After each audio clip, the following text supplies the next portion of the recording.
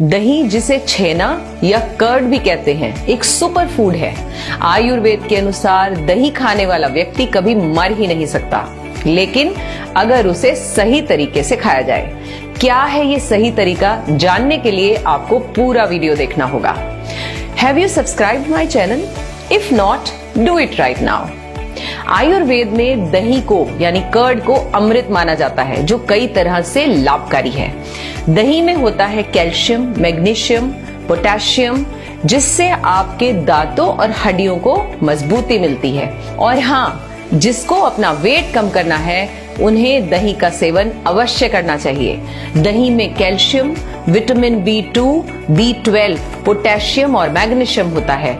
दही में कैल्शियम भरपूर होता है, जो कोर्टिसोल को कम करता है और वजन कम करने में मदद करता है।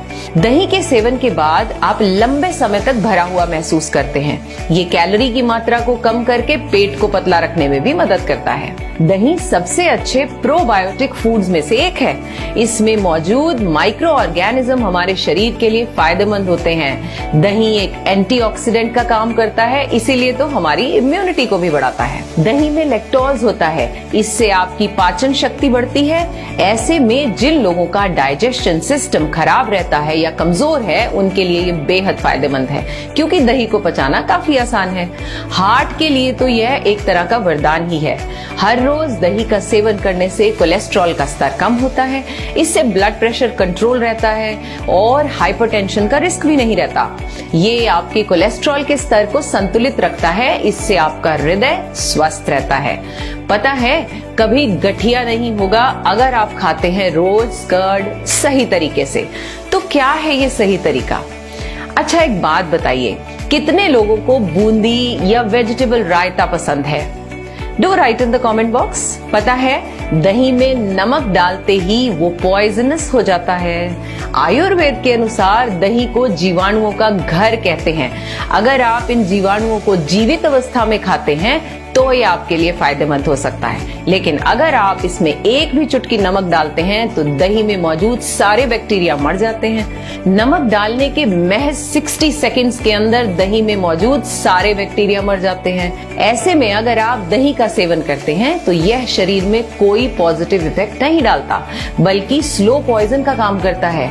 अगली बार अगर आप दही का सेवन करते हैं तो नमक डालने की गलती बिल्कुल न करें। दूसरी बात, दही और प्याज कभी भी एक साथ न खाएं। ऐसा इसलिए क्योंकि खाद्य पदार्थों के रूप में दही की तासीर ठंडी होती है, जबकि प्याज की गर्म। दही और प्याज के मिक्स होने से आपको एलर्जी हो सकती है। खान पान में सर्द और गर्म के कॉम्बिनेशन से बॉडी की स्किन पर एलर्जी जैसे चकत्ते, एक्जिमा, सोराइसिस और अन्य समस्याएं हो सकती हैं। In fact it is not good for your digestion. तीसरी बात, अच्छा एक बात बताएं, आप में से कितने लोगों को घी के पराठे के साथ दही चाहिए या दही बहुत पसंद है? Send thumbs up. दही के साथ तेल में तले हुए खाद्य पदार्थों का कॉम्बिनेशन डाइजेशन प्रोसेस को धीमा कर देता है। ऐसे में आपको सारा दिन सुस्ती, थकावट महसूस होती है।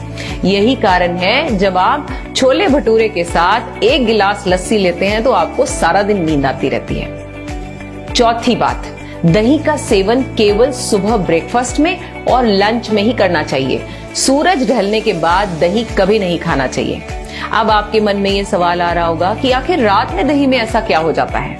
तो जान लीजिए कि रात को दही खाने पर पाचन तंत्र मंद हो जाता है। हमारा डाइजेशन प्रोसेस जो है वो स्लो हो जाता है। आयुर्वेद की भाषा में कहें तो जठराग्नि मंद हो जाती है और शरीर की वायु भी कुपित हो जाती है।